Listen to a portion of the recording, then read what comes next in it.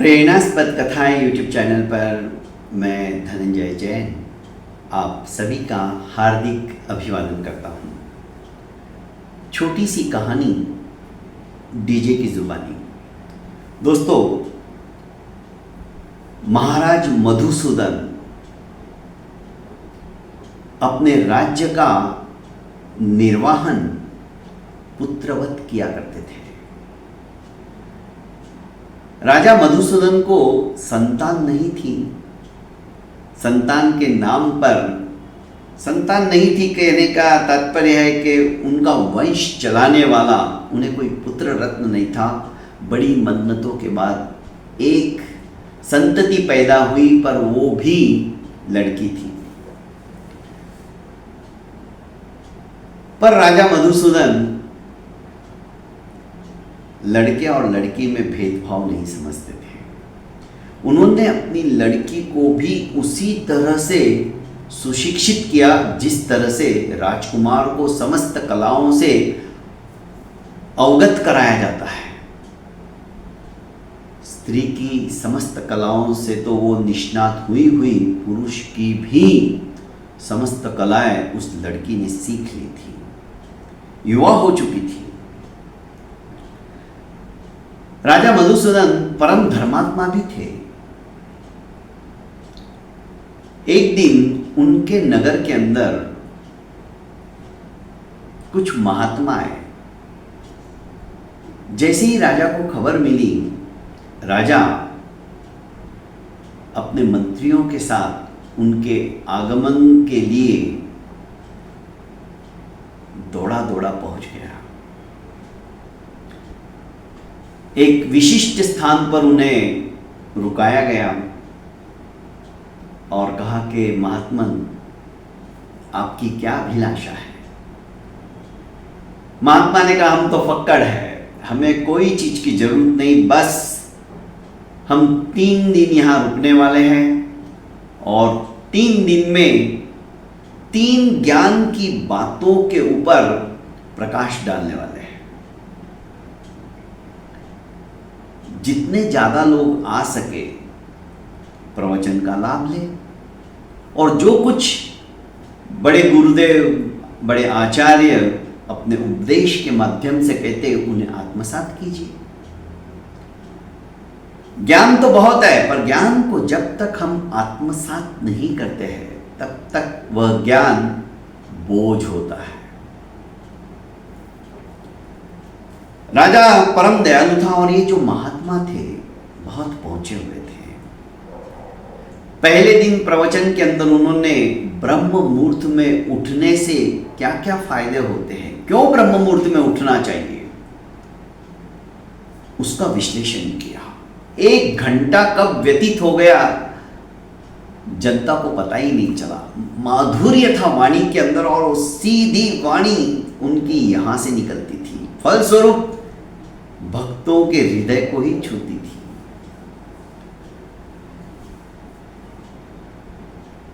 राजा बड़ा प्रसन्न हुआ कि ऐसे महात्मा आज तक मेरे नगर के अंदर नहीं आए। दूसरा, उन्होंने कहा कि जो भी आपके घर पर आता है उसका सम्मान करो, उसका स्वागत करो, उसका सत्कार करो। उसके ऊपर उनका प्रवचन था। और तीसरे दिन क्रोध के ऊपर, जब भी आपको क्रोध आए,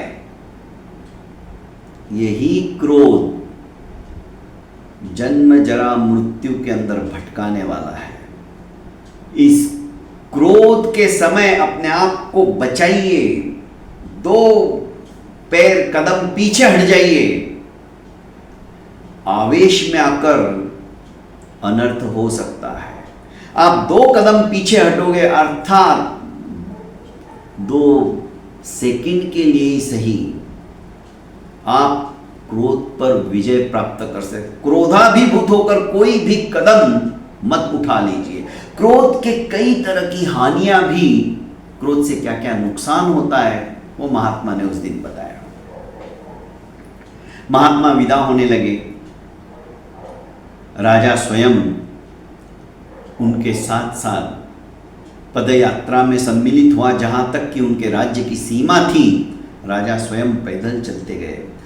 जब विदा होने लगे, महात्मा उनकी राज्य सीमा से आगे निकल आए तो राजा ने हाथ जोड़कर कहा कि महाराज अब आज्ञा दीजिए, मैं वापस लौटता हूँ अपने राजधानी में। महात्मा ने कहा कि 3 दिन की 3 बातें हमेशा याद रखना, भूल मत जाना। पहली बात, ब्रह्म मुहूर्त में उठना। दूसरी बात, आए हुए घर पे अतिथि का हमेशा स्वागत करना। तीसरी बात, क्रोध आए तो 2 कदम पीछे हट जाना, क्रोध के ऊपर काबू करने की कोशिश करना।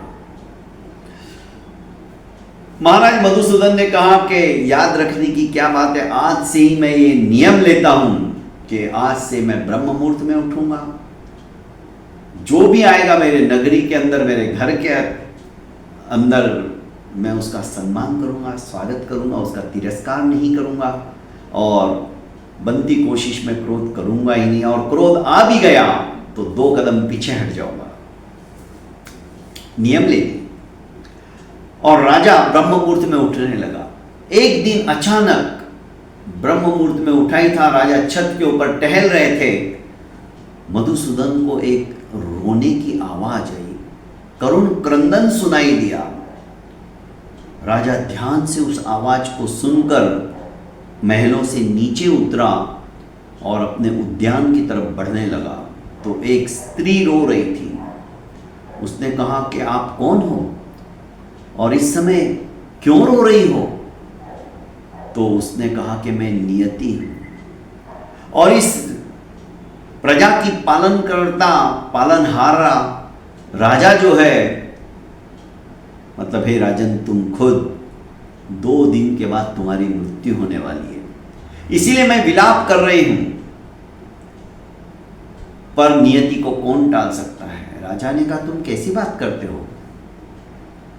तो नियति बोली, हाँ, तो मेरी मृत्यु कैसे होगी कि आपको एक सामने के पहाड़ से सायंकाल के समय जब सूर्य अस्ताचल की ओर जा रहा होगा तब एक सांप आएगा और आपको डसेगा, उसके डसने से आपकी मृत्यु होगी। और यह रुदन करने वाली जो स्त्री थी, दरअसल वो उनकी कुल देवी थी, नियति का रूप धारण करके आई थी, अदृश्य हो गई। राजा को अब थोड़ा सा, क्योंकि मौत, जन्म और मृत्यु, इसके बीच का जो जीवन है वो व्यक्ति कैसे जीता है उसी के ऊपर निर्भर करता है। और मौत तो सुनिश्चित है, एक दिन आनी है, फिर भी उस मौत के डर से अच्छे अच्छे प्रकंपित हो जाते हैं। राजा भी टेंशन में आ गया। राजा ने आकर रानी से ये बात बताई। रानी ने अपनी बेटी को बताया कि बेटा ऐसा ऐसा होने वाला है पिताजी, 2 दिन। किसी ने कहा कि ये भ्रम होगा, पिताजी आजकल जल्दी उठ जाते हैं, तो ऐसे ही कुछ सुन लिया होगा, सपना देखा होगा। राजसभा के अंदर मंत्रियों को जब राजा ने ये बात सुनाई तो तरह तरह की बातें करने लगे, ऐसा नहीं हो सकता है, भला मौत किसे पूर्व सूचना देती है। पर राजा जानते थे नियति झूठ तो नहीं बोलेगी। खैर, राजा ने जो जो आवश्यक कार्य थे राज्य के वो करना शुरू किया। दूसरे दिन, मतलब आज तो मौत होने वाली थी, मंत्रियों ने और सब ने विचार विमर्श किया कि यदि सचमुच में राजा की बात सच हो जाएगी तो, क्योंकि जब अड़ोसी पड़ोसी राज्य वालों को पता चलेगा तो वे तो आक्रमण कर देंगे और उससे हमारे राज्य के ऊपर दूसरा राजा अधिकार स्थापित कर लेगा। तो राजकुमारी को ही पुरुष वेश में सजाकर सिंहासन पर बैठा दिया जाए, राजा के होते होते इसका राज तिलक कर दिया जाए और फिर एक समुचित योग्य वर के साथ में जितना जल्दी हो सके इसका विवाह करके दामाद को ही ये सारा राज्य सौंप दिया जाए। ये मंत्रियों ने विचार विमर्श कर लिया। राजा उस समय उनके साथ में नहीं था। राजा अपनी सोच में था, ज्यादा से ज्यादा दान पुण्य राजा करने लगा क्योंकि धार्मिक प्रवृत्ति का था। सायंकाल का समय सन्निकट आते जा रहा था। राजा को अचानक महात्मा की दूसरी बात याद आई, घर आने वाले का हमेशा सम्मान करना। पर ये तो सांप मुझे डसने को आ रहा है, पर मेरे घर पे ही आने वाला है। राजा ने उसी समय, महात्मा के शब्दों पर उन्हें विश्वास था, राजा ने कहा कि उस पर्वत से लेकर यहां तक के रास्ते में पूरे फूल की पाखुड़ियां बिछा दी जाए और जगह जगह सोने के रत्नों के रत्नजटित कटोरों के अंदर दूध, सुस्वादिष्ट दूध रख दिया जाए बीच बीच में, जगह जगह पर। राजा की आदेश की पालना की गई। राजा ने सोचा कि उन्हें क्यों तकलीफ दी जाए, मैं खुद उस अतिथि को लेने के लिए जाता हूं। और राजा, जो कि थोड़ा सा आगे जाने के पश्चात एक बहुत बड़ा उद्यान आता था, उसी रास्ते से सांप आने वाला था। उस उद्यान तक राजा स्वयं उसकी अगवानी करने के लिए पहुंच गया। इधर सांप ने जैसे ही उस रास्ते पर चलना शुरू किया,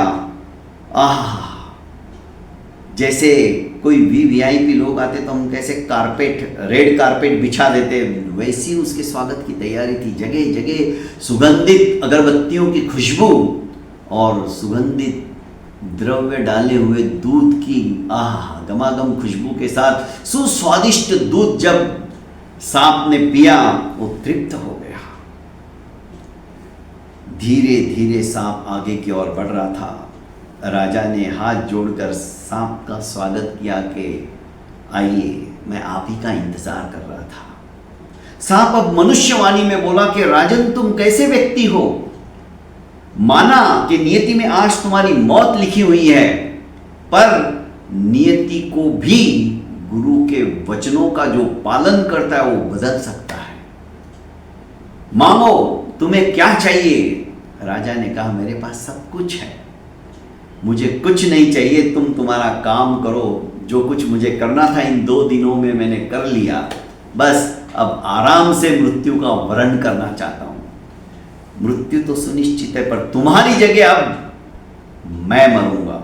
और सर्प ने अपने प्राण त्याग दिए।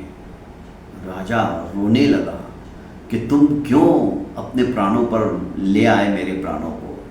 हम कहते ना, मेरी भी उम्र तुम्हें लग जाए, ये ऐसा ही होता है। सर्प ने अपनी उम्र राजा को दे दी और खुद मर गया। राजा दुखी तो था ही, मेरे कारण से किसी की मौत हो गई। इधर किसी को पता नहीं था, सब ढूंढ रहे थे राजा कहां गया। और इधर रानी विलाप कर रही थी, क्योंकि रानी को राजा ने बता दिया था कि इस तरह से 2 दिन के बाद मेरी मृत्यु होने वाली है। पुरुष वेश के अंदर इसका रास तिलक भी करने की इन लोगों ने सोचा था। मंत्रियों ने उसको सजा दिया था, पुरुष वेश में कैसे दिखती उसको सजा रहे थे। उसको मंत्रियों ने नहीं बताया, पर रानी उसको बता चुकी थी। ये भागी भागी पुरुष वेश में ही रानी के पास ही अपनी मां के कक्ष में, तो रानी रोए जा रही थी।